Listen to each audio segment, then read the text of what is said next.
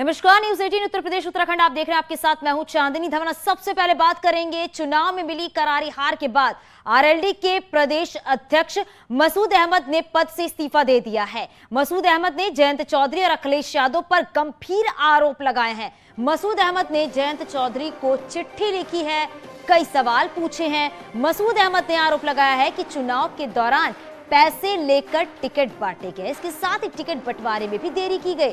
मसूद अहमद ने दावा किया है कि मुसलमानों और दलितों को भी अनदेखा किया गया है, उनके मुद्दे जानबूझकर नहीं उठाए गए हैं।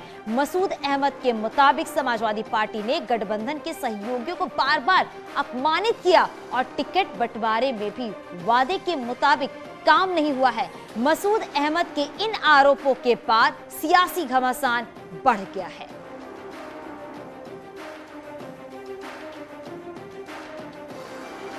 तो आरएलडी प्रदेश अध्यक्ष का इस्तीफा, जयंत चौधरी को मसूद ने बताया डिटेक्टर। अखिलेश यादव पर पैसे लेने का आरोप लगाया है, पैसे लेकर टिकट बंटवारे का आरोप लगाया गया है। सहयोगियों को अनदेखी का भी आरोप लगाया गया है।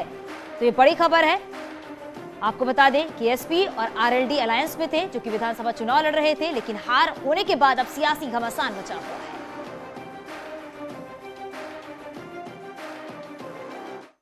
वो कहना चाहते हैं, लोग ढके छुपे सब अंदाज में कह। अब जब सरकार नहीं बन पाई तो अब क्यों ऐसा है कि नहीं सरकार जो है सब ये मान के चल रहे थे। खामोश बहुत सारे लोग उस वक्त इसलिए थे, कड़वा घूंट पी रहे थे कि सरकार बनने वाली, किसी तरीके से सरकार बन जाए। लेकिन हमारे नेताओं की गलतियों से सरकार नहीं बन पाई। आज सब मायूस है, सबका उत्साह खत्म हो गया है। मुस्लिम समाज जो है पहली बार ज़िंदगी में यूनाइट हुआ और 95% वोट अपना महागठबंधन को दिया और जो मुस्लिम बाहुल सीटें थी वहीं से जीते, जबकि इन लोगों ने उसको मजबूर करके वोट लिया और ये कहा कि मुसलमान जाएगा कहाँ। उससे न कोई वोट मांगने गया, न उनका कोई इशू उठाया। CRA, CCAA, NRC से लेकर के चाहे मॉब लिंचिंग रही हो, चाहे और कोई मामला रहा हो, चाहे हिजाब का मामला आया हो, समझ नहीं आ, किसी ने अभी तक कुछ बोलने का काम नहीं किया। कोई नहीं बोला। इन लोगों के लिए शर्मिंदगी की बात है कि मैं प्रदेश अध्यक्ष हूँ, मैंने मेहनत किया है, रात दिन दौड़ा हूँ। आप लोग देखते हैं मुझसे ज़्यादा बैठने वाला कोई था नहीं, है कि नहीं बात सही। ठीक से पार्टी चलाया। अब प्रदेश अध्यक्ष ही चुनाव नहीं लड़ेगा तो कैसा गठबंधन है भाई। इसके बावजूद भी मैं कड़वा घूंट पी गया, चुनाव नहीं लड़ा, चुप हो गया। आखिरी दिन फैसला हुआ। ऐसा है कि अगर जैन जी को 50 सीट की बात थी देने की, वो 40 पर आ गया, 40 से घट के 24 पर आ गया। 9 लोग समाजवादी पार्टी के राष्ट्रीय लोकदल के सिंबल से लड़े और जैन जी चाहते थे कि चरथावल की सीट, मीरापुर की सीट, सिवाल खास की सीट, माट की सीट, नौगावा सादात की सीट, धनौरा सीट और काट सीट, ये रालोद लड़े। अगर रालोद को इन सीटों पर लड़ने का मौका मिल गया होता तो आज नतीजा दूसरा होता। इन सीटों के ना मिलने की वजह से हम जाटों को, मुसलमानों को सही भागीदारी नहीं दे पाए। नतीजा आपके सामने है। जाट नाराज हो गया, समझ गया कि दबाया जा रहा हमारा नेता कमजोर है। और अभी आपने सुना कि आरएलडी प्रदेश अध्यक्ष का क्या कुछ यहां पर कहना है। अलायंस में थे लेकिन सहयोगियों को ही अनदेखा किया गया। और चुनाव लड़ने की बात यहां पर देखिए, आरएलडी प्रदेश अध्यक्ष ने कहा है कि जब प्रदेश अध्यक्ष चुनाव नहीं लड़ेगा और कैसे हर एक बातों को यहां पर अनदेखा किया गया। जब वो अलायंस में है, जब वो गठबंधन में है, तो उन्हें अपने सहयोगियों को देखना चाहिए था। लेकिन यहां पर पैसे लेकर टिकट बंटवारे की बात सामने आ रही है। हार के बाद एसपी आरएलडी गठबंधन को लेकर सियासी घमासान देखने को मिल रहा है। अखिलेश यादव पर भी आरोप लग रहे हैं। पैसे लेकर टिकट बंटवारे का भी आरोप यहां पर लग रहा है कि गठबंधन में होने के बाद भी जो अपने सहयोगी थे उनको पूरी तरीके से नजरअंदाज कर दिया गया। इनका मकसद ये था कि कैसे सरकार बनाई जाए। जब सरकार नहीं बनी तो यहां पर आरोप प्रत्यारोप जो है वो भी यहां पर शुरू हो चुके हैं।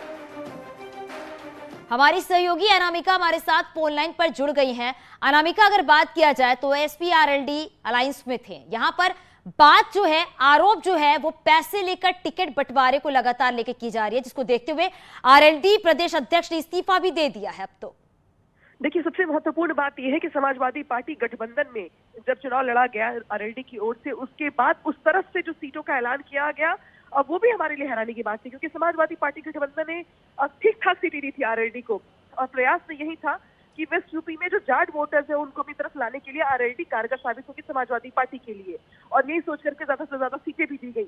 लेकिन नतीजा सबने देखा किस तरीके से वेस्ट यूपी में आरएलडी का प्रदर्शन उतना बेहतर नहीं रहा जितना होना चाहिए था।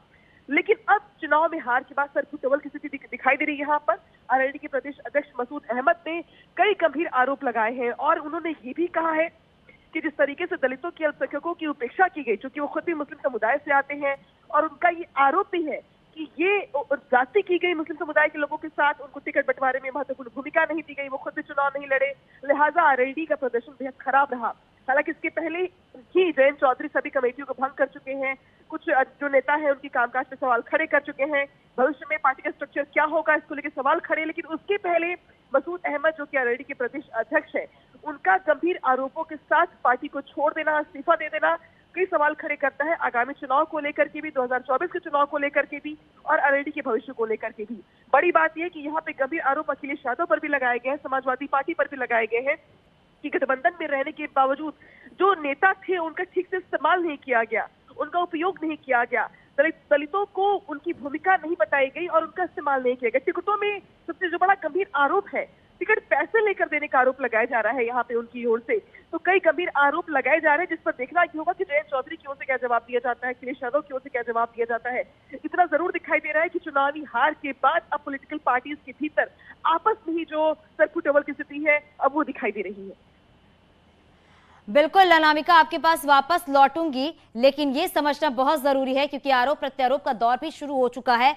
लगातार जयंत चौधरी पे भी आरोप लग रहे हैं, और चलिए बड़ी बात है क्या वो आपको बताते हैं। मसूद के जयंत से क्या सवाल है, टिकट पैसे लेकर क्यों बेचे गए, ये सवाल देखिए सामने आए हैं, ये बड़ी बात हम आपको बता रहे हैं। दूसरी बात, सीटों का ऐलान देरी से क्यों किया गया, ये बात बार बार सामने आ रही है। सहयोगी दलों को अपमानित क्यों किया गया, ये आरएलडी प्रदेश अध्यक्ष जिन्होंने इस्तीफा दे दिया उन्होंने ये बातें सामने रखी है कि मुस्लिम और दलित मुद्दों पर चुप्पी क्यों साधी गई, इस पे क्यों नहीं बोला जा रहा जब बार बार ये बातें सामने निकल कर आ रही हैं। इसके बाद अगर आपको बताएं तो मनमाने तरीके से टिकट क्यों बांटा गया, देखिए ये बड़ी बात है, हम आपको बता रहे क्या क्या बातें सामने आ रही, किस तरीके से एसपी आरएलडी में जो तकरार है वो शुरू हो चुकी है। अब इसके बाद आपको चलिए ये भी बताते हैं कि आरएलडी नेताओं को एसपी सिंबल पर चुनाव क्यों नहीं लड़ाया गया। देखिए अब कई ऐसी बड़ी बातें हैं जो सामने निकल कर आ रही हैं, क्योंकि एसपी आरएलडी अलायंस में थी।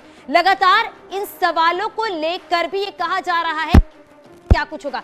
बीजेपी प्रवक्ता मनीष शुक्ला ने जयंत चौधरी पर निशाना साधा है, उन्होंने कहा है परिवारवादियों पर पार्टियों में टिकट का खेल चलता रहता है।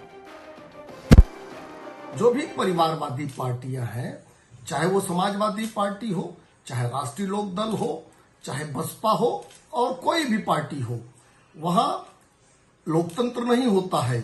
वहां टिकट का बंटवारा किस आधार पर होता है ये जनता तक जानती है, और आप नहीं जान पाए प्रदेश अध्यक्ष रहते। जो भी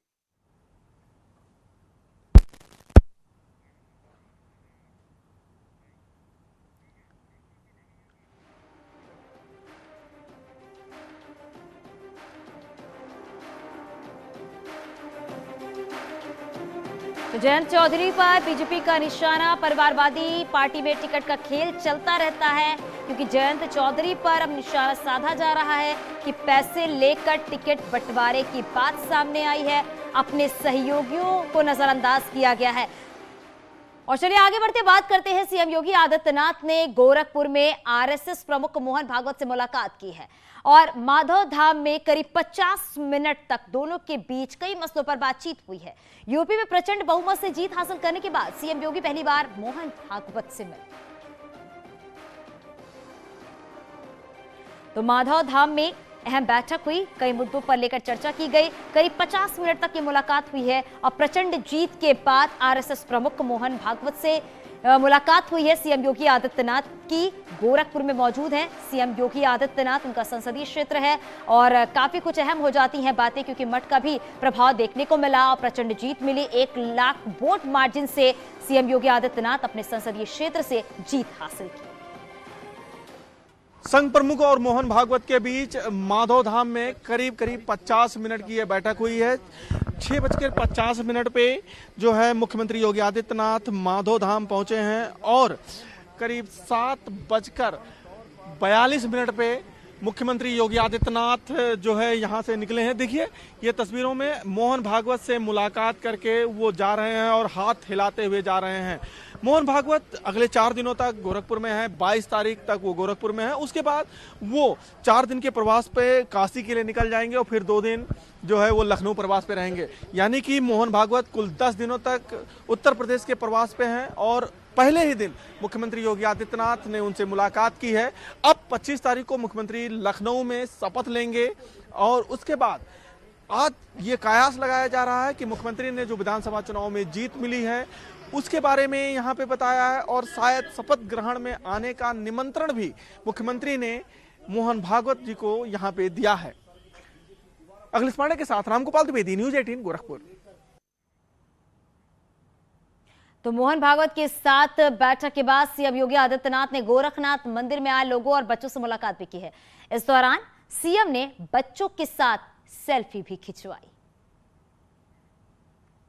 तो ये तस्वीर उस वक्त की आप देख रहे हैं जब सीएम योगी आदित्यनाथ गोरखनाथ मंदिर में मौजूद थे और जब छोटी सी बच्ची से बातचीत करते हुए नजर आए, सेल्फी भी लेते नजर आए सीएम योगी आदित्यनाथ। ये 2 तस्वीर आपके टीवी स्क्रीन पर, पहली तस्वीर जब छोटी बच्ची से बात करते हुए नजर आए, दूसरी तस्वीर बच्चों के साथ सेल्फी लेते नजर आए सीएम योगी।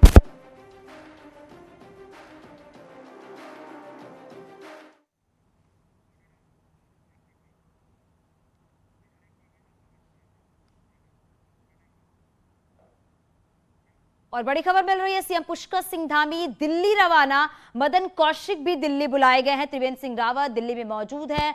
बैठकों का दौर चल रहा है क्योंकि सीएम के नाम पर, क्योंकि